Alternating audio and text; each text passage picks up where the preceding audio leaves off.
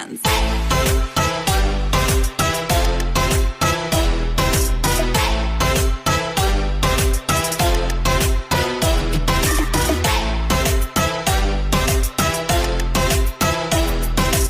Assalamualaikum warahmatullahi wabarakatuh.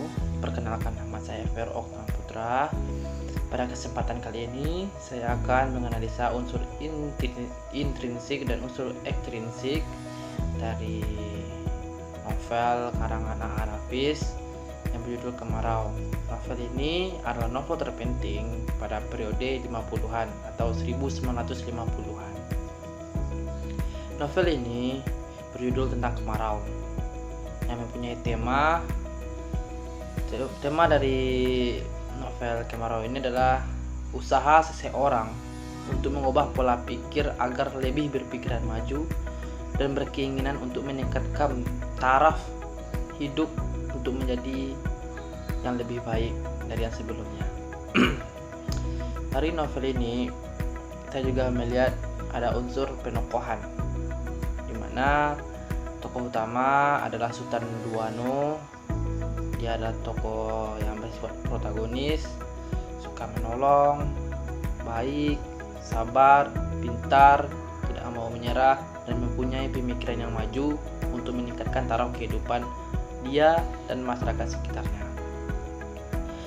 Yang kedua adalah tokoh tambahan. Ada Wali Nagari, ada Sultan Caniago. Wali Nagari, dia adalah pemimpin di kampung tempat Sultan Duano tinggal.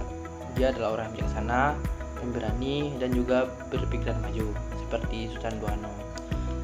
Ada Sultan Caniago, dia petani yang miskin dan mempunyai watak yang mudah untuk putus asa atau seseorang yang mempunyai sifat pesimis. Ada Haji Tumbijo. Ia adalah tokoh yang mengenal Sultan Duano dengan baik. Dia orang yang bijaksana, baik, dan pintar. Ada Lembak Tua. Ia adalah seseorang yang mempunyai sawah yang luas dan sangat sombong. Ada Acin, anak yang lugu, pintar, dan selalu ingin tahu, periang, suka menolong, baik hati, dan penurut. Dan ada Gundam, seorang janda yang mempunyai 2 anak. Dia mempunyai sikap yang tabah dan penyayang, layaknya seorang ibu yang menyayangi anaknya sendiri. Ada Raja Bodi. Dia adalah orang yang berpegang teguh pada adat istiadat, namun memiliki pemikiran yang pendek dan mempunyai sikap pesimis yang tinggi, tidak mau berusaha lebih dan tidak mau merepotkan diri untuk sesuatu hal yang dia inginkan. Ada Haji Samsiah. Dia adalah orang yang sombong dan suka berbohong. Dan ada yang terakhir adalah Sania. Dia adalah seorang wanita seperti lintah darat. Dia suka membohongi masyarakat, licik, pendendam, dan suka menfitnah, seperti gambaran seekor lintah darat yang suka mengisap darah manusia. Dan unsur selanjutnya adalah alur dari novel karangan A.A. Nafis ini menggunakan alur yang maju, di mana cerita dimulai di saat musim kemarau yang panjang yang membuat sawah di kampung tersebut menjadi rusak dan semua petani mengeluh dan putus asa. Namun Sultan Duano berusaha untuk membujuk masyarakat untuk berusaha mengangkut air dari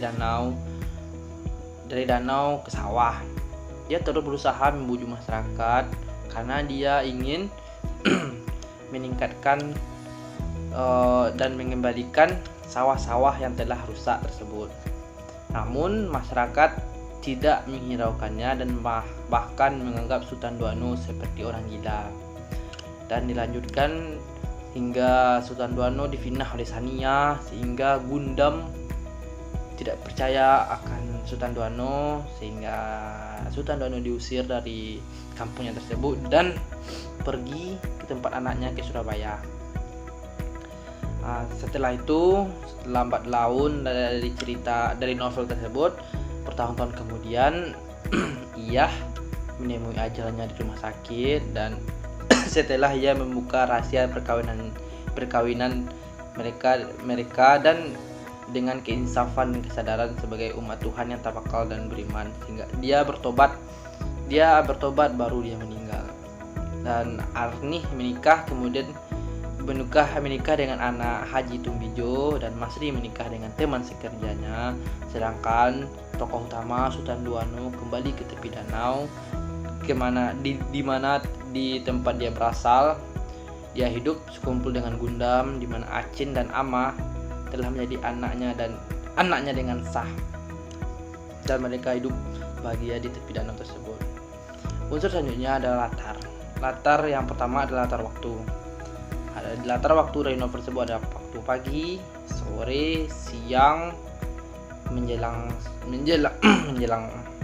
senja, waktu malam, dan juga di suatu hari, yaitu hari Kamis, yang dicantumkan dalam novel tersebut. Dan ada latar tempat. Latar tempat adalah di mana satu adalah latar tempat. Latar tempat yang pertama adalah sawah, di mana ketika Acin sedang bermain kuda-kudaan sehingga dia terpeleset masuk ke dalam sawah. Dan latar tempat kedua adalah di danau, di mana Sultan Duano sedang duduk di tepi danau dan melayangkan pandangannya ke bukit di seberang danau, yang menandakan dia berada di latar tempat danau. Dan latar tempat ketiga adalah di jalan raya, di mana di saat Gundam duduk di depan rumah dan melihat ke arah jalan raya, sehingga saya menyimpulkan di sana adalah latar tempat jalan raya. Ada di rumah, dan ada juga di surau ketika Sultan Duano duduk bersandar di suraunya yang tercantum dalam novel tersebut.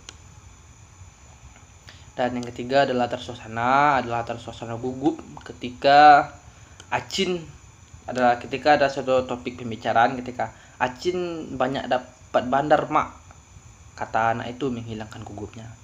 Dan ada latar suasana senang ketika Acin ingin belajar membawa mobil dan menghayal untuk mengajak bapaknya pergi ke sana kemari, dan sehingga dia merasakan suasana yang senang. Tiga adalah suasana marah dan sedih. Kenapa saya mengatakan ini? Karena dalam novel tercantum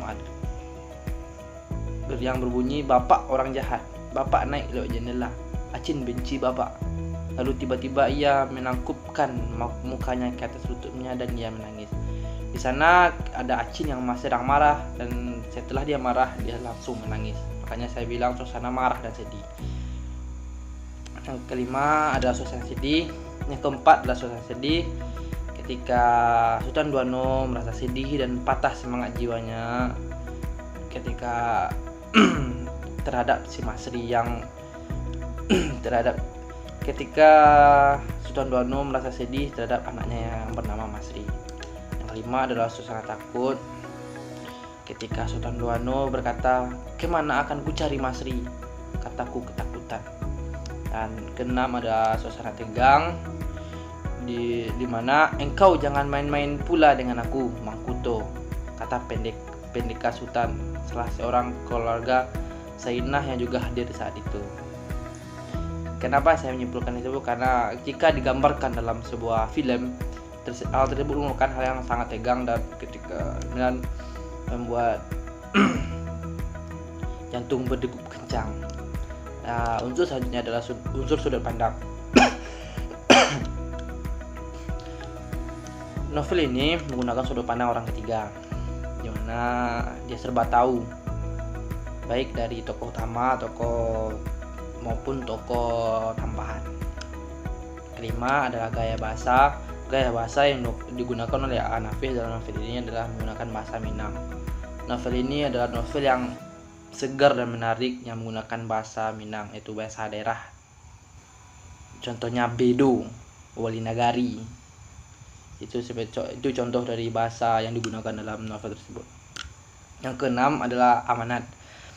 Amanat dari novel tersebut adalah ada 4. Pertama, jika kita ingin memperoleh hasil yang lebih, kita harus mau berusaha lebih dari apa yang telah kita lakukan sebelum-sebelumnya.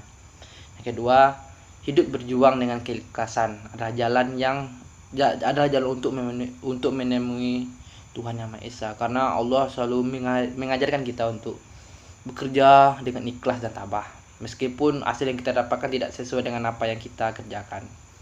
Itu yang namanya bekerja dengan ikhlas. Yang ketiga, tujuan hidup kita bukanlah kemewahan. Tujuan hidup kita adalah kedamaian dan ketenangan.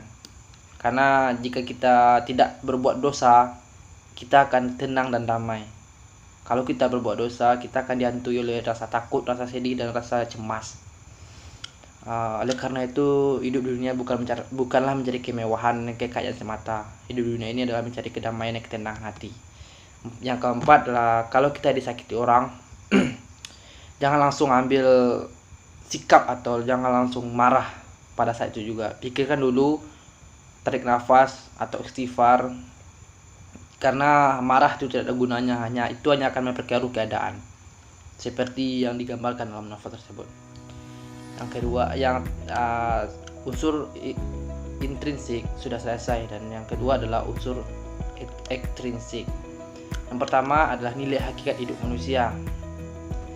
Nilai hakikat hidup manusia, masyarakat yang menganggap hidup itu buruk, tetapi manusia wajib berikhtiar berusaha supaya hidup menjadi lebih baik. Dalam unsur ini, kita sebagai manusia tidak boleh pesimis, putus asa, dan menyerah. Kita harus berusaha lebih terus dan bekerja dengan ikhlas sehingga hidup kita menjadi lebih baik. Yang kedua adalah nilai hakikat karya manusia. Masyarakat yang menganggap karya manusia untuk memberikan kedudukan yang penuh kehormatan. Yang ketiga adalah nilai hakikat hubungan manusia dengan alam sekitar. Masyarakat yang memandang alam sebagai suatu hal yang dasar, sehingga manusia hanya bisa menyerah tanpa banyak usaha. Jadi kita diajarkan untuk terus berusaha meskipun alam ini terlihat sangat wah dan luar biasa. Karena kita di dunia diciptakan sebagai khalifah di muka bumi ini. Yang terakhir adalah nilai hakikat hubungan manusia dengan sesamanya. Seperti Sultan Duano yang baik, suka menolong, sabar, dan berpikiran maju. Dia adalah contoh gambaran manusia yang selayaknya diciptakan oleh Allah sebagai khalifah di muka bumi ini. Dia mau berusaha meskipun hal tersebut dikatakan gila oleh masyarakat sekitarnya. Dia tidak berusaha untuk memajukan taraf kehidupan masyarakat tersebut. Tidak seperti tokoh tambahan lainnya yang licik, suka memfitnah, dan suka menyerah. Sultan Duano adalah gambaran yang baik untuk hidup kita dalam lingkungan masyarakat. Dia berpikiran maju, meskipun dia sudah tua, dia berpikiran maju. Dia selalu berusaha dan pantang menyerah. Dia adalah tokoh teladan yang patut kita teladani dan kita ikuti cara hidup seperti itu. Baiklah, itulah hasil dari analisa unsur intrinsik dan unsur ekstrinsik dari novel karya Nafis yang saya analisa. Jika ada kata salah dan keliru, saya mohon maaf karena saya baru belajar. Jika ada yang salah, tolong benarkan, dan jika ada yang kurang lurus, tolong luruskan. Cukup sekian, terima kasih. Assalamualaikum warahmatullahi wabarakatuh.